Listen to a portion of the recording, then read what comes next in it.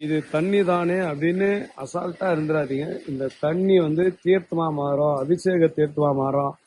கோயில்ல கும்பாபிஷேகம் பண்ணும்போது அது ஒரு வகையான தீர்த்தமா மாறும். இந்த தண்ணிக்கு அவ்வளவு வேல்யூ உண்டா.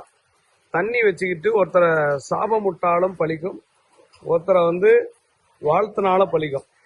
அதனாலதான் பாருங்க, நிறைய இடங்கள்ல தண்ணிக்கு அவ்வளவு மரியாதை கொடுப்பாங்க. சில விஷயங்களை தண்ணியை உணரக்கூடிய ஆற்றல் உண்டா. தண்ணியை வந்து நம்ம வைத்து கொண்டு ஒருத்தரை சபித்தாலும் நடக்கும், ஒருத்தரை வாழ்த்தினாலும் நடக்கும். இந்த தண்ணிக்கு அவ்வளோ வேல்யூ உண்டு. நிறைய பேர் வந்து தண்ணி வச்சுக்கிட்டு தான் வந்து சாபம் விடுவாங்க. அந்த காலத்துல முனிவர்கள்லாம் இருந்தாங்க பார்த்தீங்களா, அவங்கெல்லாம் வந்து தண்ணி வச்சுதான் சபிப்பாங்களாம். நாயாக பிறப்பாய், பேயாக பிறப்பாயின்னு. தண்ணி வச்சுட்டு இறந்தவங்களை கூட அழைக்கலாம். அவ்வளோ பவர் உண்டு தண்ணிக்கு.